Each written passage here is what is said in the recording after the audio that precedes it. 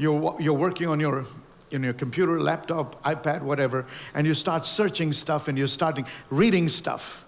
The next day you open up, there's a lot of stuff on what you studied yesterday. How do they know that you're doing this? They're getting to know you. They're looking at what you're doing. By knowing the ways, you know the person. If I keep searching a particular topic, it's being recorded somewhere, and they have a stock of all that and say, this guy is interested in this. Now, if somebody is trying to buy a car, you go through all the different models and all the different cars. The next morning, you open up your laptop or open up your iPad, you see ads from all car manufacturers. Is that a miracle? Is that God speaking to you? No.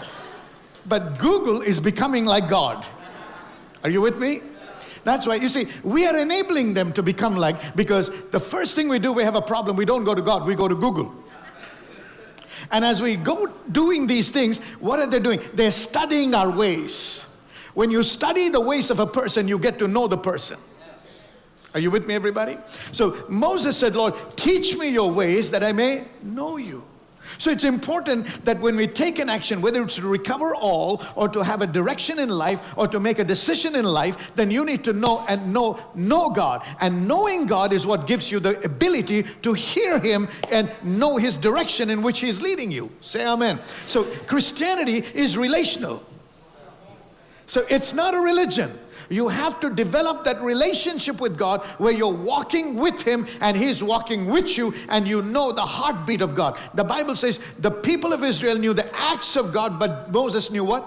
The ways of God. Because he knew the ways of God, he knew who God was. So when they were stuck in the desert with the Red Sea in front and the Egyptian army from behind, and everybody was saying, we're going to die.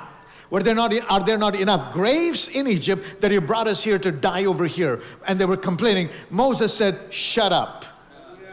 Right? Stand still and see the salvation of God. How could he do it? He knew God. He knew his God who had talked to him, who had spoken to him, who had promised him that he was going to take them into the promised land. Say amen. So when he knew God, that he was a God that when he makes a promise, he will keep the promise. He knew God that when God speaks something, the power to accomplish that promise is already loaded in the word that he has spoken. This word has to come. You got to know what you have to do from the Lord. Hallelujah. We come to church to be able to pick up and learn how to hear God.